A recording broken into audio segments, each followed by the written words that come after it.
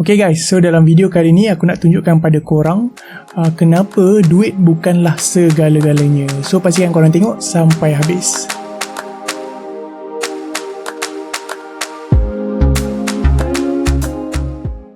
Hai, Assalamualaikum, salam sejahtera dan salam anak muda sekalian. Okay, so kembali lagi korang dalam video aku yang terbaru ataupun audio aku yang terbaru. Hari ni aku nak bercakap tentang orang kaya pun kais pagi makan pagi. Okay, so sebelum tu aku nak perkenalkan diri aku lah. Nama aku Afendi. Suka aku nak mengajak anak muda untuk mulakan pelaburan hartanah seawal yang mungkin. Hartanah yang betul seawal yang mungkin. So sekiranya korang berminat nak tengok-tengoklah profil aku, korang boleh pergi ke aku punya website. Okay, afendi.com/testimonial. Kat situ aku ada letak lah orang-orang yang pernah berurusan dengan aku. Okay, pada tahun 2020, 2019 ada gambar yang aku tak sempat nak masukkan. So itu sajalah untuk aku punya pengenalan. Okay, so terus saja. Dalam video kali ni korang akan belajar ataupun aku akan cuba beritahu korang pasal 4 benda ni. Tangga gaji pemain NBA. NBA untuk korang yang tak tahu ni, dia liga bola keranjang di USA lah. Okay, and then tangga gaji rakyat Malaysia, and then perkara yang sedut duit tanpa kita sedar. Okay, dan last sekali tips track kewangan korang. Okay, so kita teruslah. Baru-baru ni mungkin korang pun netizen tahulah apa yang berlaku sebenarnya dekat kita punya social media ni. Heboh dengan orang-orang ni, aku tak sebutlah nama. Okay, dia diketuai oleh seorang wanita. Okay, boleh jadi macam guru besar lah. Tu dia ada penolong kanan dia. Okay, and then ada 4 orang lelaki lah, semua gondol-gondol belaka. And then last kali tu aku melawak je kan. So basically macam tadi tu, diorang tu kategori T20 kalau di Malaysia kan. Okay, so aku nak bercakap ni sebenarnya pasal lebih kepada bola keranjang NBA. Okay, antara superstar yang mungkin korang tahu, sebab aku tak pasti viewers aku ni semua main bola keranjang ke tak, tapi aku pasti muka depan untuk pemain bola keranjang mungkin korang pernah nampak dia orang ni. Yang tengah-tengah tu pemain Chicago Bulls.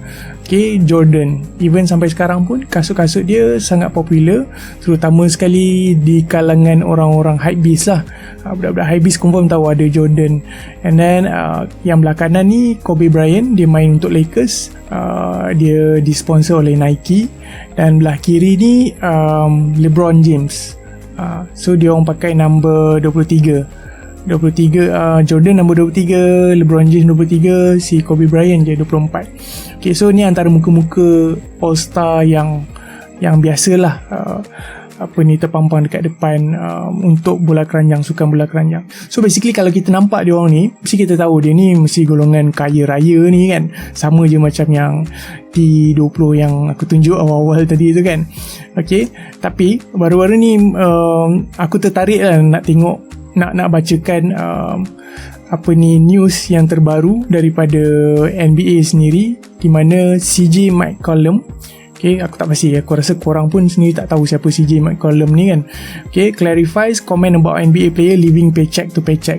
Okay, living paycheck to paycheck ni maksudnya ada player-player NBA yang dia tahu sekarang ni dalam keadaan susah, sebab dia orang pun kais pagi makan pagi. Okay, so CJ McCollum ni mungkin tak ramai orang tahu, tapi tak apa, nanti aku akan tunjukkan korang dia orang punya tangga gaji tau. Alright, dan berbeza pula seorang player ni. Okay, David Griffin ni bukan nama player ni. David Griffin ni dia punya boss untuk klub yang dia main. Praises Zion Williamson for helping arena workers in amid COVID-19. Okay, Zion Williamson ni nama dia. Okay, baru saja berumur 19 tahun. Okay, tapi dia telah menggunakan duit gaji dia sendiri untuk bayar gaji-gaji pekerja dekat dia punya club tu. Sebabnya time-time COVID-19 ni pekerja dia semua tak ada gaji. Macam gaji kena potong lah. Mungkin dia orang ni punya style contract base, and then based on game. Kalau ada game, ada permainan, baru dia orang bayar gaji. So bila time COVID-19 ni permainan dihentikan, tapi dia pakai gaji dia sendiri untuk bayar gaji-gaji pekerja-pekerja di arena ni. So kontras lah dengan yang ni, CJ McCollum ni dengan David Griffin Zion Williamson.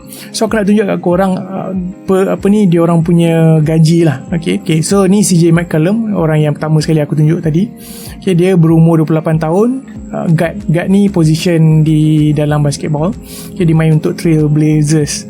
Okay, so gaji dia setahun per annum, okay, dia seorang sahaja adalah sebanyak 27,556,000.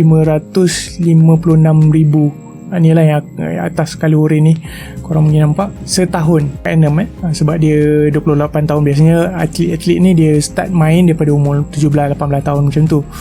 So dia drafted pada tahun 2013. So dia dah 7 tahun lah main.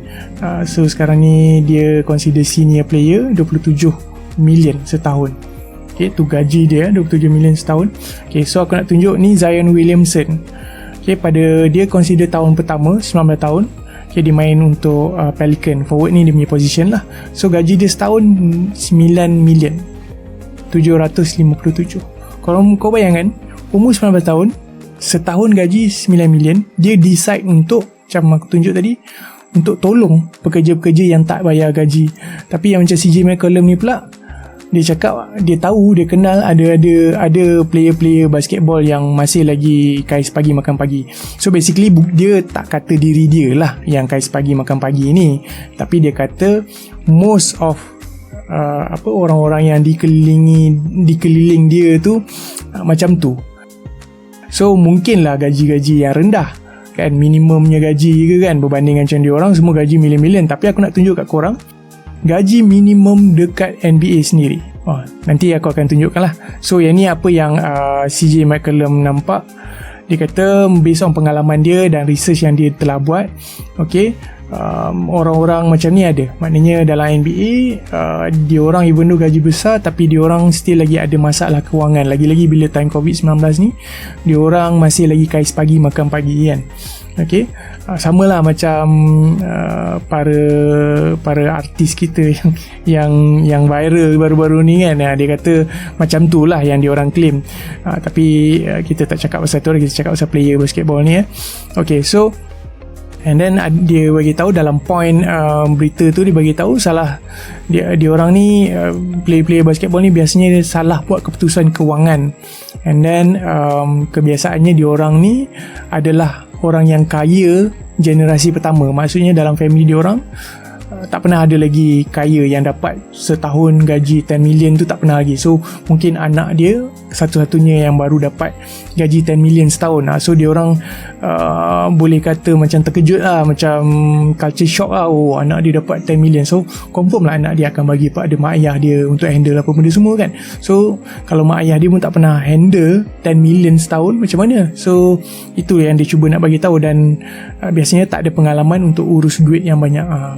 So tu point aku dah explain tadi. Dan apa yang dia cuba sampaikan kat sini lagi, dia bagi tahu kebiasaannya player basketball yang baru masuk pada tahun pertama, dia orang ni baru nak mula stabil daripada tahun kedua sampai tahun keempat. Maknanya tahun pertama tu bila dia orang dapat gaji tu, most of the time player ni dia orang boros tau.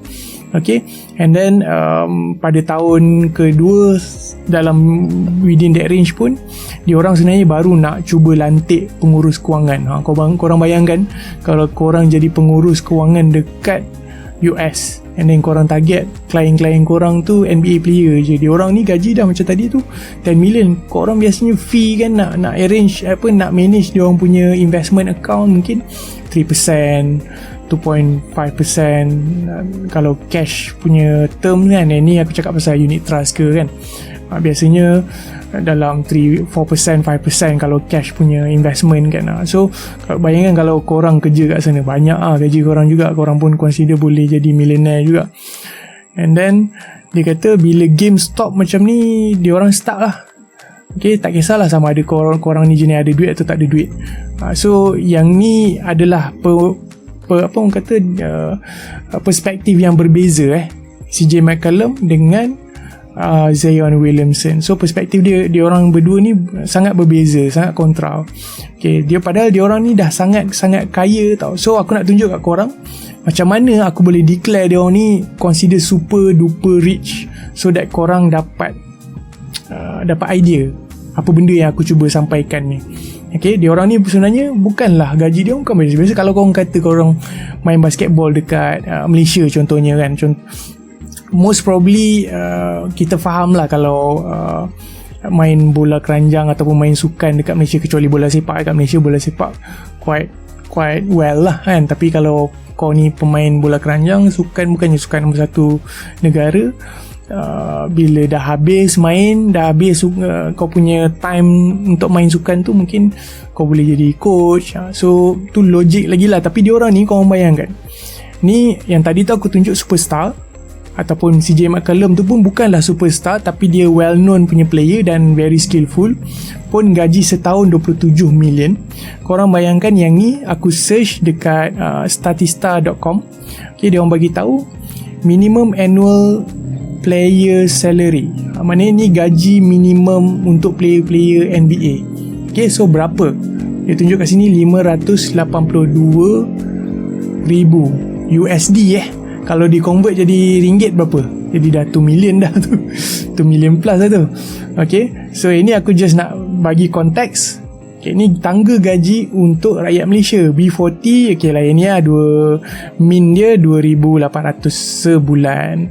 Tapi ni household income. Household income ni maksudnya pendapatan isi rumah, maknanya suami isteri ataupun suami saja. So kalau 3,000 ke bawah consider B40. Ini M40 6,000. Dan kalau T20 min dia 16,000. So maksudnya apa? Setahun T20 Malaysia ni bersamaan dengan 200,000 lah lebih kurang. Kalau NBA player yang minimum dia 582 USD bersamaan dengan 2.5 million. So aku sajalah nak buat comparison. Gandaan dia sebanyak 12 kali ganda gaji orang Malaysia T20. Itu pun diorang boleh kata diorang ni bankrupt. Diorang bukan bankrupt lah, diorang ni ada masalah kewangan bila time keadaan macam ni. So aku macam tak boleh nak brain. Sedangkan Malaysia pun, kita pun bila orang-orang T20 ni cakap macam tu, kita pun rasa macam kau dah sepanjang bila time ekonomi elok, korang menunjuk korang punya kereta, korang punya bag duit, korang punya rumah semua kan. So korang bayangkan yang diorang ni gaji setahun pun, even though kau ni tak well known pun, tak superstar pun, dah memang consider millionaire, tapi ada masalah juga. So kat sini sebanyak 60% pemain NBA bankrupt lepas 5 tahun bersara. Benda ni adalah fakta yang dicakap oleh bleacherreport.com lah.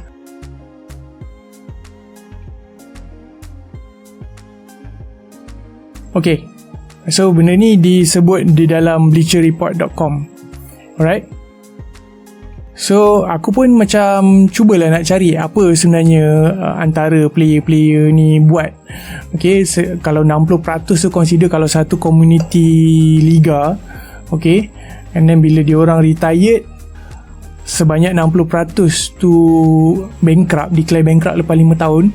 So mesti ada masalah yang besar tau. Masalah dia apa, itu je nak tahu. So aku cuba Google lah. Kau akan jumpa lah antara player-player NBA yang bankrupt ni siapa dan apa yang dia buat. Okay, so aku pun listkan, aku bacalah satu-satu player ni punya masalah dan apa yang dia buat sewaktu dia orang lepas bersara. And then aku dah listkan daripada 1 sampai 14. Ada benda yang sama tau antara player-player tu. Okay, antara dia ialah dadah, and then nombor 2 rugi pembelian hartanah, ada yang hutang kad kredit, and then business yang gagal, and then ada yang kereta lah, and then sponsor orang lah, berjudi pun ada, lavish lifestyle, wife yang mahal, jet, pelaburan yang lemah, cukai dan alkohol. Okay, so korang bayangkan daripada 14 list yang aku letak kat sini, 3 saja yang aku boleh consider sebagai investment yang salah lah. Ada kat macam nombor 3 ni, hutang kad kredit ni bukanlah investment, tapi kalau korang pandai gunakan kad kredit ni untuk dapat duit balik, supposedly korang tak rugi. Macam tu lah. So aku sepatutnya 2 lah, rugi beli tanah dengan pelaburan yang lemah. Ada dua je aku nampak yang pasal investment. Okay, so kalau aku ambil ketiga-tiga ni, consider 20% je daripada apa benda yang diorang buat ni boleh jadi betul. Tapi malangnya diorang salah beli property, salah buat investment dan salah guna kad kredit macam tu. So menyebabkan diorang bankrupt. Yang lain-lain ni korang rasa apa benda? Lavish lifestyle, wife yang mahal. Okay, aku boleh setuju tak dengan aku bahawa kalau macam tadi ni 20% je diorang gunakan untuk investment. So yang balance ni adalah 80% daripada perbelanjaan adalah untuk lifestyle diorang. Means that diorang ni memang bila kononnya diorang millionaire kan, so nak beli rumah yang mahal, nak pakai kereta yang mahal. So diorang tak ada savings lah, diorang tak belanja ikut kemampuan. Memang pelik-pelik tau kalau kau tengok list yang aku letak ni, dan aku pun baca satu-satu. Contoh lah macam nombor 5 ni, 8 kereta dan rumah agam. Ni maknanya mansion lah, mansion, and then dia ada 8 biji kereta. Ampun, semua supercar lah. And then yang ni 12 biji kereta untuk family and kawan-kawan. Yang ni pula memang baik hati, ada yang belanja family, kawan-kawan pun ada. Dia orang pakai kereta tu atas nama pemain tu. And then yang ni pula nombor 7 ni lagi pelik, sponsor 70 orang. Dia macam tak tahu lah, mungkin family ke kawan-kawan ke, dia sponsor orang tu makan, minum, tempat tidur, tempat tinggal semua. Aku macam, orang ni so hopefully korang setuju lah yang 80% daripada perbelanjaan adalah untuk lifestyle. So kat sini aku nak tengok lah, kalau korang ni antara orang yang selalu bagi alasan yang macam yang tadi aku tunjuk, dia orang ni player NBA, consider millionaire dah kalau ikut gaji kat Malaysia. Dia orang ni bagi alasan bahawa COVID-19 ni lah punca yang menyebabkan dia orang tak boleh nak main, dan dia orang tak boleh nak dapat gaji kan. Dan mungkin korang boleh salahkan harga minyak jatuh, rumah semua mahal lah, developer buat rumah mahal lah, kerajaan tak bagi bantuan lah, cuaca panas lah, ada je alasan korang kan. So hopefully lah korang tengok balik diri korang. Kalau korang antara orang-orang yang selalu bagi alasan, bukan selalu lah, yang bagi alasan ni waktu sekarang, mungkin korang kena check balik korang punya perbelanjaan in terms of lifestyle. Dia mesti kena ada saving dan investment jugalah. Itu saranan aku lah. Okay, so yang paling baik sebenarnya korang kena track korang punya perbelanjaan dulu, baru betul pada aku. Sebab ni apa ni, ustaz lah, aku pernah dengar ceramah somewhere dekat YouTube apa, kita terbuka, and then kita pun rasa macam betul lah kata ustaz ni kan. Ustaz ni kata kau dapat gaji berapa banyak sekalipun, itu adalah tanggungjawab kau untuk jaga rezeki tu. Sebabnya Tuhan turunkan rezeki bukannya suka-suka je. So tanggungjawab kau ialah apa? Untuk belanjakan kau punya rezeki tu ke jalan yang betul.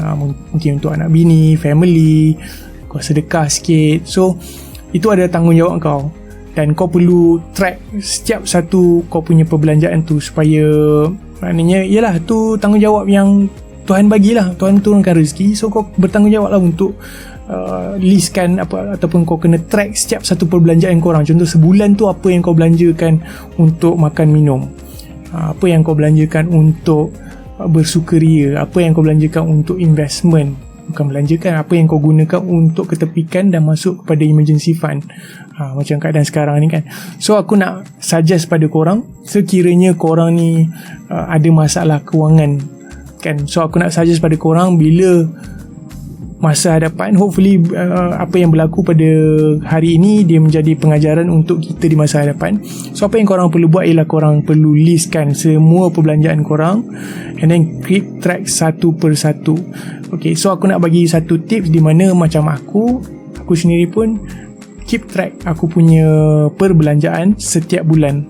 Aku belanja untuk apa, semua aku keep track. Lepas je aku buat payment, aku terus key in kan dalam WhatsApp. Aku buat satu WhatsApp group yang number aku je lah, and then aku letak nama dia belanja bulanan ataupun perbelanjaan. Lepas tu kau boleh pinkan kau punya group message tu dekat atas sekali, dekat dalam kau punya WhatsApp tu kalau kau buka kan. So setiap kali kau belanja ke apa-apa, pasti yang korang key in. Kebaikan dia lah apa tau, kadang-kadang macam aku contohlah lepas setahun kan, kadang contohnya tahun ni aku bayar insurans untuk kereta ke motor ke, and then aku bayar something untuk rumah ke, and then aku beli handphone ke apa kan.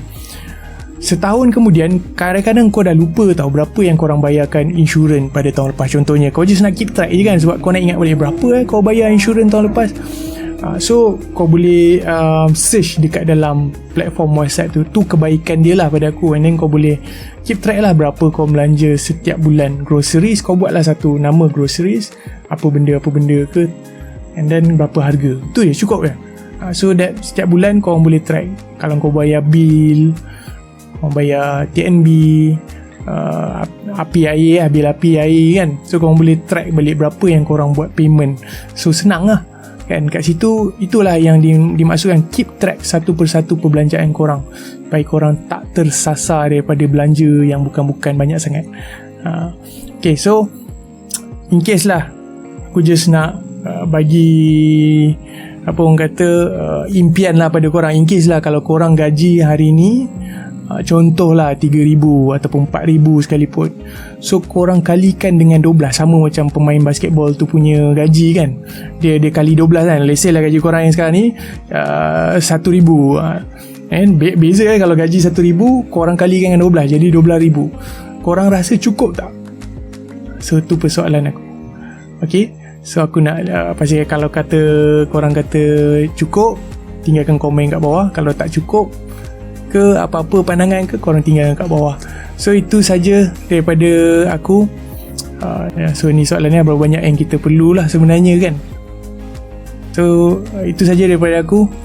Ni antara benda-benda yang kita dah cover. Tangga gaji pemain NBA, tangga gaji rakyat Malaysia, perkara yang sedut duit tanpa kita sedar, dan last sekali track kewangan. So itu saja daripada aku. Semoga korang mendapat sesuatu daripada video aku ni. Dan jangan lupa like, tinggalkan komen kat bawah, dan jumpa lagi korang di dalam next video. Assalamualaikum, salam sejahtera dan salam anak muda sekalian.